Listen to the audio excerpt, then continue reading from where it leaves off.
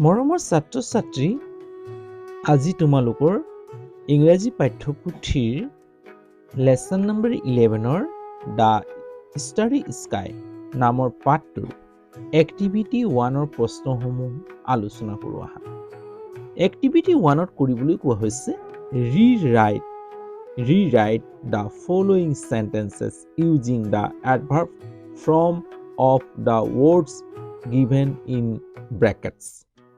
Rewrite পুনৰাই লিখা the following sentences, following মানে তলৰ, sentences মানে বাক্যবোৰ বা বাক্যসমূহ,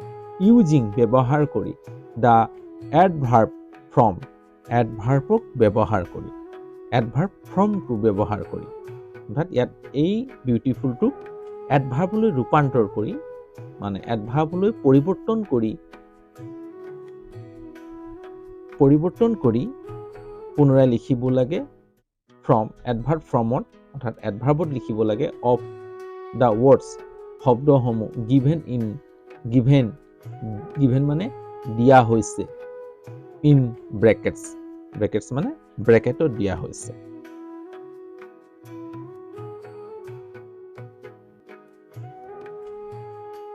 ব্ৰেকেটত দিয়া শব্দবোৰৰ ক্ৰিয়া বিশেষণৰ প্ৰয়োগ কৰি তলৰ বাক্যসমূহ পুনৰাই লিখা। চোৱা, এ নম্বৰটো চোৱা, they smiled beautifully, মই উত্তৰটো কৈ দিলোঁ beautifully, they smile beautifully, they smile beautiful, সিহঁতে হাঁহিছে, অৰ্থাৎ সিহঁতে হাঁহিলে, সিহঁতে কেনেকৈ হাঁহিলে, ধুনীয়াকৈ। এতিয়া এই নম্বৰটোৰ কেনেকৈ হাঁহে, ধুনীয়াকৈ, they smiled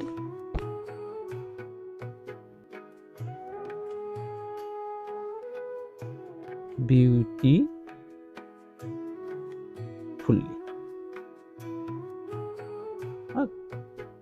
সিহঁতে ধুনীয়াকৈ হাঁহিছে। বিউটিফুলৰ এডভাৰ্বটো বিউটিফুলি হ'ব, মনত ৰাখিবা, বিউটিফুলৰ এডভাৰ্ব বিউটিফুলি হ'ব। এতিয়া চোৱা, বি নম্বৰটো চোৱা, I can nicely draw a scenery, মই সুন্দৰকৈ দৃশ্য এটা আঁকিব পাৰোঁ, অৰ্থাৎ ধুনীয়াকৈ। নাইচ মানে ধুনীয়া, কিন্তু নাইচৰ এডভাৰ্বটো হ'ব কেনেকৈ, ধুনীয়াকৈ। I can nicely, nicely, নাইচলি শুদ্ধ কৰিছোঁ যে আছে টান দিছোঁ। draw মানে আঁকিব, অঁকাটো draw,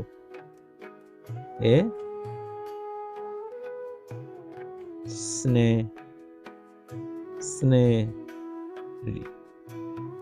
হ'ল, মই ধুনীয়াকৈ দৃশ্য এটা আঁকিব পাৰোঁ, ধুনীয়াকৈ, নাইচলি মানে ধুনীয়াকৈ।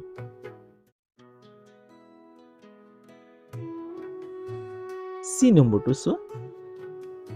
চি নম্বৰটো কি হ'ব দিয়া, she writes neat, এডভাৰ্বটো কি হ'ব এতিয়া, neatly, তাই পৰিপাটিকৈ লিখে, চাফ চিকুণকৈ লিখে।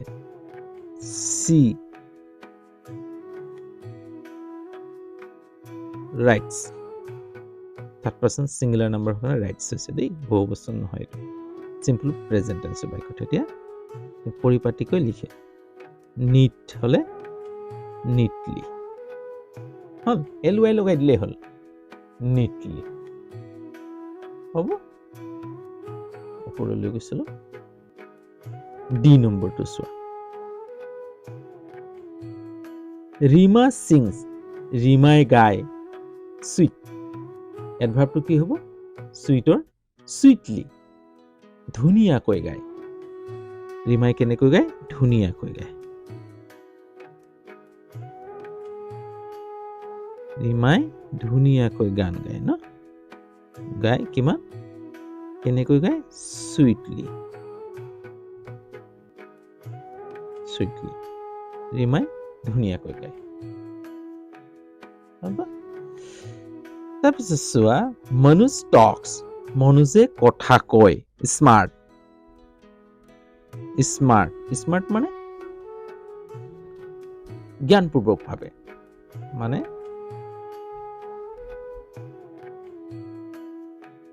বা তীক্ষ্ণতাৰে তীব্ৰতাৰে এতিয়া কি হয় মনোজ টক্স মনোজে কি কয় বৰ স্মাৰ্টলি কথা পাতে তেওঁ কেনেকৈ কথা পাতে বৰ স্মাৰ্টলি কথা পাতে বৰ তীক্ষ্ণতাৰে কথা পাতে হল স্মাৰ্ট মনোজে কেনেকৈ কথা পাতে স্মাৰ্টলি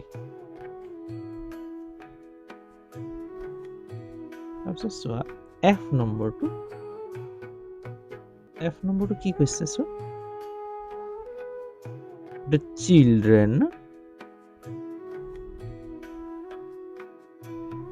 ল'ৰাবোৰে children are বহি আছে are sitting বহি আছে are sitting মানে বহি আছে in the তলত লিখি দিওঁ দেই ক্লাছ ৰুম শ্ৰেণী কক্ষত এটা চোৱা কেম্প এলটো উচ্চাৰণ নহয় দেই সাইলেন্ট লেটাৰ এইটো কেম্প মানে শান্ত এতিয়া আমি কি লিখিম ইয়াত শান্তভাৱে বহি আছে এতিয়া লিখিম কেম্প ল'ৰাবোৰে শান্তভাৱে বহি আছে ল'ৰাবোৰে শ্ৰেণী কক্ষত বা শ্ৰেণী কোঠাত শান্তভাৱে বহি আছে বা শান্তিপূৰ্ণভাৱে বহি আছে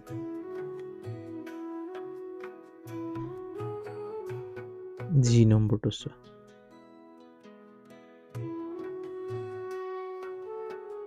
the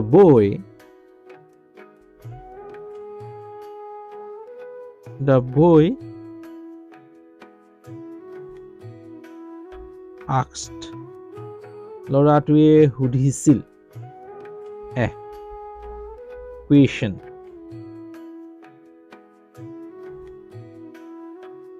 question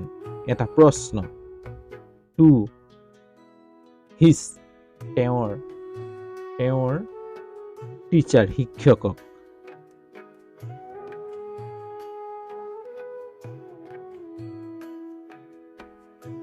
কেনেকৈ সুধিছিল politely মানে কি নম্ৰভাৱে অৰ্থাৎ জ্ঞানপূৰ্বকভাৱে তেনেকৈ এতিয়া নম্ৰভাৱে আমি কি হ'ল শিক্ষকক যেতিয়া প্ৰশ্ন এটা কৰিম কি হয় নম্ৰ সুৰত কম সফ্ট স্কিলত কম মানে কথাটো ছাৰ এইটো কওকচোন অৰ্থাৎ ইয়াত কি হ'ব politely হ'ব politely politely হল তেওঁ নম্ৰভাৱে সুধিছিল এইবোৰ হৈছে এডভাৰ্বে সদায় ভাৰ্বৰ দুগুণ প্ৰকাশ কৰে গতিকে এডভাৰ্ব কাক বুলি ক'লে কি ক'ম আমি যে এডভাৰ্ব হৈছে ক্ৰিয়া বিশেষণ অসমীয়াত ক্ৰিয়া বিশেষণ ক্ৰিয়াৰ দুগুণ প্ৰকাশ কৰে ই হৈছে ক্ৰিয়া বিশেষণ হল ই কি কৰে ভাৰ্বৰ দুগুণ প্ৰকাশ কৰে এইভাৱে কোৱা হয় ইয়াক ক্ৰিয়া বিশেষণ আজিলৈ হ'ব যদি এইদৰে বুজোৱাত যদি তোমালোকে বুজি পাইছা তেতিয়াহ'লে লাইক এটা কৰি দিবা যিমান পাৰা বন্ধুবৰ্গলৈ শ্বেয়াৰ কৰি দিবা আৰু চেনেলত যদি নতুন তেতিয়াহ'লে চেনেলটো ছাবস্ক্ৰাইব কৰিবলৈ নাপাহৰিবা বেল আইকনটো টিপি দিবা যাতে সময়মতে মোৰ ভিডিঅ'সমূহ পাই থাকা তোমালোকৰ যদি মৰম চেনেহ এইদৰে পাই থাকো তোমালোকৰ সহায় যদি এইদৰে পাই থাকো আগলৈ এই ধৰণৰ ভিডিঅ' তোমালোকক দিবলৈ প্ৰয়াস কৰিম আৰু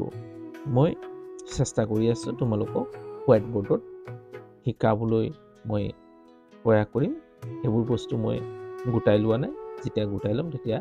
হোৱাইট বোৰ্ডত তোমালোকক বুজাম গতিকে সেইবোৰ বস্তু মই অনা নাই আনিম আনি কিনে তোমালোকক এই দৰে ভিডিঅ'সমূহ দিবলৈ চেষ্টা কৰিম আজিলৈ হ'ব অন্য এটা ভিডিঅ'লৈ আকৌ তোমালোকৰ ওচৰত এইদৰে উপস্থিত হোৱাৰ আশাৰে আজি লৈ ইয়াতে বাই বাই